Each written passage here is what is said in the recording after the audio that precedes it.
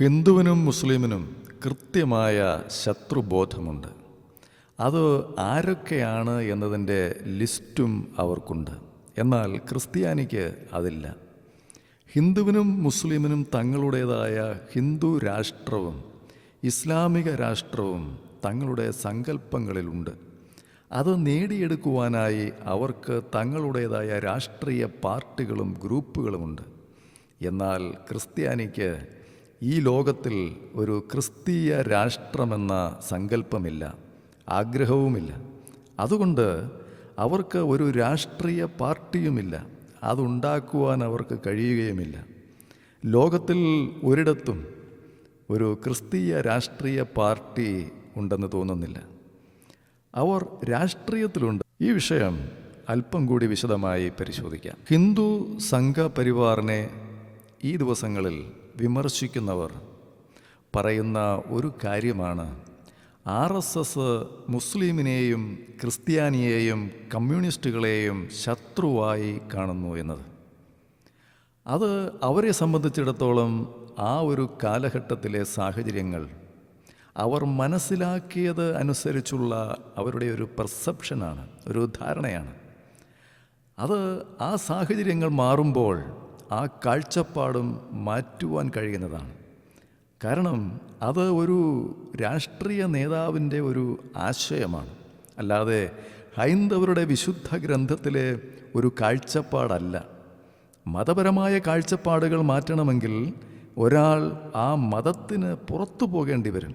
എന്നാൽ RSS കാഴ്ചപ്പാട് രാഷ്ട്രീയപരമായതുകൊണ്ട് അത് സാഹചര്യങ്ങൾ മാറുമ്പോൾ, കാലം മാറുമ്പോൾ മാറ്റാവുന്നത് മാത്രമാണ്. അതുകൊണ്ട് അത് പറഞ്ഞ് ആ ശത്രു ലിസ്റ്റ് എക്കാലവും എടുത്തു പയറ്റേണ്ട ആവശ്യമൊന്നും എതിരാളികൾക്കില്ല. ഉദാഹരണമായി അമേരിക്കയും ജപ്പാനും 2ാം ലോകമഹായുദ്ധകാലത്ത് ശത്രുക്കളായിരുന്നു. അവസാനം അമേരിക്ക ഹിരോഷിമയിൽ ആറ്റം ബോംബിട്ടു. അതിനുശേഷം യുദ്ധം അവസാനിച്ചു. ഏതാനും മാസങ്ങൾക്കുള്ളിൽ അമേരിക്കയും ജപ്പാനും സുഹൃത്തുക്കളായി സൈനിക സഖ്യമുണ്ടാക്കി. അത് ഇന്നും 80 വർഷമായിട്ടും തുടരുന്നു. അങ്ങനെ രാഷ്ട്രീയപരമായ അഭിപ്രായ വ്യത്യാസങ്ങൾ അതാത് കാലത്ത് ഉണ്ടാകും. പക്ഷേ അത് എന്നേക്കും നിലനിൽക്കേണ്ട ഒരു കാര്യമല്ല.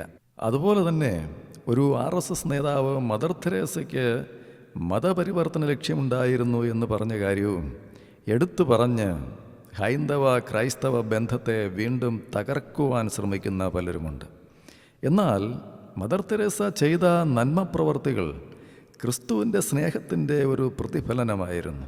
അത് രുചിച്ചറിഞ്ഞവർക്ക് ക്രിസ്തുവിൽ വിശ്വസിക്കണം എന്ന ഒരു തോന്നലുണ്ടായാൽ, അവരത് ആവശ്യപ്പെട്ടാൽ, അത് നിരസിക്കേണ്ട കാര്യമൊന്നും മദർ തെരേസയ്ക്കില്ല.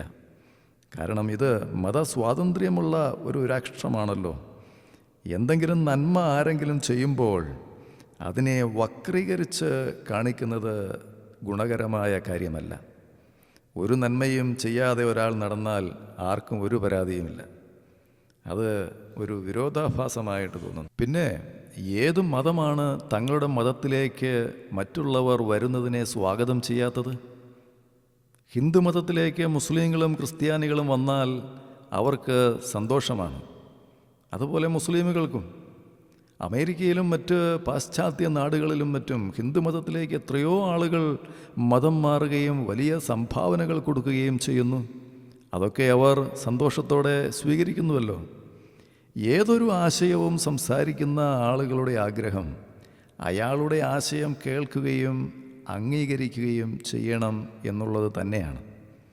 ഒരു ചാനൽ ചർച്ചയിൽ പോലും നാം അത് കാണുന്നു. അത് മനുഷ്യൻ്റെ പൊതുവായ ഒരു സ്വഭാവമാണ്. അതിനാൽ മതം മാറുക എന്ന് പറയുമ്പോൾ ഒരു പുതിയ ചിന്താഗതിയിലേക്ക് ഒരാൾ മാറുന്നു എന്ന് മാത്രമേ ഉള്ളൂ. മുസ്ലിമിനുമുണ്ട് ശത്രുബോധവും ശത്രുക്കളും. അവരെ സംബന്ധിച്ചിടത്തോളം മുസ്ലിം അല്ലാത്തവരെല്ലാം, അമുസ്ലിങ്ങളെല്ലാം കാഫിറുകളാണ്. അവരുമായി ബന്ധപ്പെടുവാൻ പാടില്ല എന്നും സുഹൃത്ത് ബന്ധം പാടില്ല എന്നും എതിർത്ത് തോൽപ്പിക്കണമെന്നും കൊല്ലണമെന്ന് പോലുമുള്ള ചിന്ത അവരുടെ മതഗ്രന്ഥങ്ങളിൽ അവരെ പഠിപ്പിക്കുന്നു. അതിൽ നിന്നും പ്രചോദനം ഉൾക്കൊണ്ടാണ് IS ഇസ്ലാമിക് സ്റ്റേറ്റുകാർ ഇന്ന് ലോകത്തിൽ ജിഹാദ് നടത്തി ആളുകളെ കൊല്ലുന്നത്. എന്നാൽ അവരുടെ പ്രധാന ശത്രു ക്രിസ്ത്യാനികളാണ്, ക്രിസ്തീയ വിശ്വാസമാണ്. കാരണം ഇസ്ലാമിൻ്റെ ആരംഭം തന്നെ ക്രിസ്തു വിശ്വാസത്തെ എതിർത്ത് തോൽപ്പിക്കുക എന്ന ലക്ഷ്യത്തോടെയായിരുന്നു. ക്രിസ്തുമതത്തിൻ്റെ പ്രതിപക്ഷ പ്രസ്ഥാനമാണ് ഇസ്ലാം. അവർ ബൈബിളിലെ അനേക ആശയങ്ങളും ഭാഗങ്ങളും കടമെടുക്കുന്നു എങ്കിലും അംഗീകരിക്കുന്നു എങ്കിലും വളരെ തന്ത്രപരമായി ബൈബിളിൻ്റെ ഏറ്റവും കാതലായിട്ടുള്ള യേശുക്രിസ്തുവിൻ്റെ ദൈവപുത്രത്വം, ദൈവത്വം, മരണം, ഉയർപ്പ് എന്നിവയെ ഇസ്ലാം മതം നിഷേധിക്കുന്നു. അതുമാത്രവുമല്ല, അതൊക്കെ വിശ്വസിക്കുന്നവരെ എതിർത്ത് തോൽപ്പിക്കുകയോ കൊല്ലുകയോ ചെയ്യണമെന്നും അങ്ങനെ ചെയ്യുന്നവർക്ക് സ്വർഗത്തിൽ 72 ഹൂറുകളെ കിട്ടുമെന്ന് വാഗ്ദാനം ചെയ്ത് ജിഹാദ് പ്രോത്സാഹിപ്പിക്കുകയും ചെയ്യുന്നുണ്ട്. എന്നാൽ സ്വർഗത്തിൽ സ്ത്രീകളില്ല എന്നാണ് ബൈബിൾ പഠിപ്പിക്കുന്നത്. സ്ത്രീകൾ സ്വർഗത്തിൽ പോകില്ല എന്നല്ല, അത്തരം സ്ത്രീ പുരുഷ വ്യത്യാസം സ്വർഗത്തിൽ ഇല്ല എന്നും എല്ലാവരും ദൂതന്മാരെ പോലെയാണ് സ്വർഗത്തിൽ എന്നുമാണ് യേശു ക്രിസ്തു പഠിപ്പിച്ചത്. അതാണ് ബൈബിളിൻ്റെ കൃത്യമായ പ്രബോധനം. അതുകൊണ്ട് സ്വർഗത്തിൽ സത്യത്തിൽ ഹൂറിയുമില്ല, സ്വർഗീയ രാജ്ഞിയുമില്ല. എന്നാൽ ക്രിസ്ത്യാനികളെയോ മുസ്ലിമിനെയോ എതിർക്കണമെന്നോ കൊല്ലണമെന്നോ ഹിന്ദു മതഗ്രന്ഥങ്ങളിലില്ല. ക്രിസ്തീയ വിശ്വാസത്തെ നേരിട്ട് എതിർക്കുന്ന വാക്യങ്ങളും ഹിന്ദുമത ഗ്രന്ഥങ്ങളിലില്ല. അതിനാൽ ഹിന്ദു ക്രിസ്ത്യൻ ബന്ധത്തിന് സ്ഥായിയായ തടസ്സങ്ങൾ നിലനിൽക്കുന്നില്ല.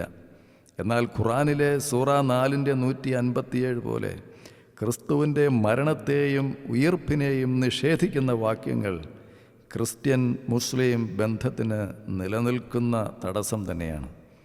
അത് പരിഹരിക്കേണ്ടത് മുസ്ലിങ്ങൾ തന്നെയാണ്. എന്നാൽ ക്രിസ്ത്യാനിക്ക് ശത്രുക്കളില്ല. ശത്രുക്കളെ സ്നേഹിക്കാനും ഒരു കരണത്തടിക്കുന്നവന് മറ്റേ കരണം കൂടി കാണിച്ചു കൊടുക്കുവാനും 70 പ്രാവശ്യം ക്ഷമിക്കുവാനുമാണ് യേശു ക്രിസ്തു ബൈബിളിൽ ക്രിസ്ത്യാനികളെ പഠിപ്പിച്ചത്.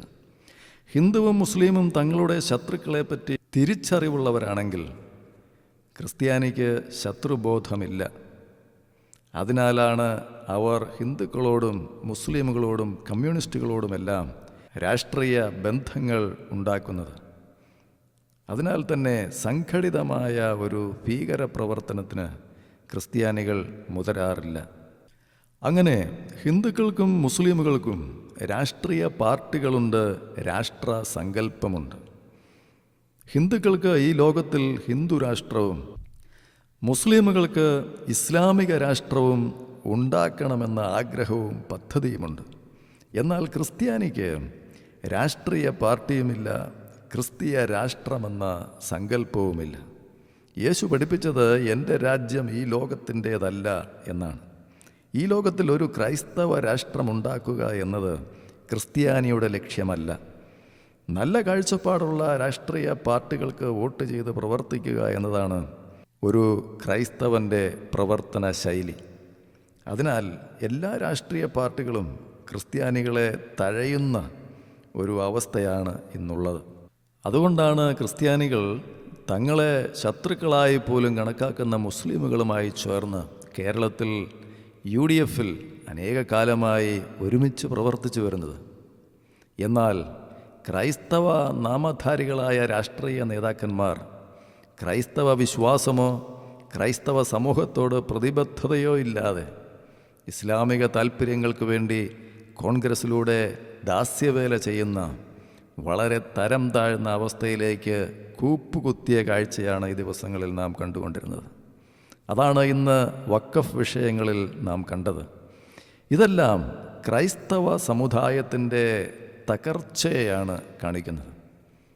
രാഷ്ട്രീയ ബോധമോ ശരിയായ ക്രൈസ്തവ ബോധമോ സുവിശേഷ വെളിച്ചമോ ഇല്ലാത്ത സഭാ നേതാക്കളും രാഷ്ട്രീയ നേതാക്കളും കൂടി ക്രൈസ്തവ സമുദായത്തെ വഞ്ചിച്ചതിൻ്റെ ബാക്കി പത്രമാണ് കേരളത്തിൽ ഇന്ന് നാം കാണുന്നത്. പ്രസ്ഥാനവൽക്കരണത്തിലൂടെ ഇന്നത്തെ പ്രമുഖ സഭാ പ്രസ്ഥാനങ്ങളെല്ലാം ദൈവത്തെയല്ല മാമോനെയാണ് സേവിക്കുന്നത്. അവർക്ക് ദൈവത്തോടോ സ്വന്തം വിശ്വാസികളോടോ പോലുമോ സ്നേഹമില്ല, പ്രതിബദ്ധതയില്ല. അവരുടെ സ്നേഹം അവരുടെ താല്പര്യം സ്ഥാപനങ്ങളോടും പണത്തോടും മാത്രമാണ് എന്നാണ് തെളിയുന്നത്. അങ്ങനെ സ്വയം വഞ്ചിക്കപ്പെട്ട ഒരു സമൂഹമാണ്, ഒരു പാളം തെറ്റിയ തീവണ്ടിയാണ് ഇന്നത്തെ ക്രൈസ്തവ സമൂഹം. നമ്മുടെ പോക്ക് ദർശനമില്ലാതെയാണ് എന്നതിൽ സംശയമില്ല. ദർശനമില്ലാത്തിടത്ത് ജനം നശിക്കും.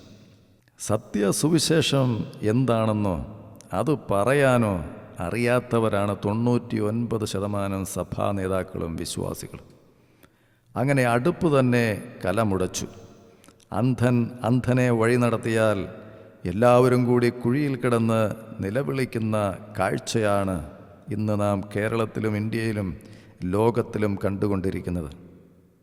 ദൈവം സഹായിക്കട്ടെ എന്നല്ലാതെ എന്തോ പറയാൻ.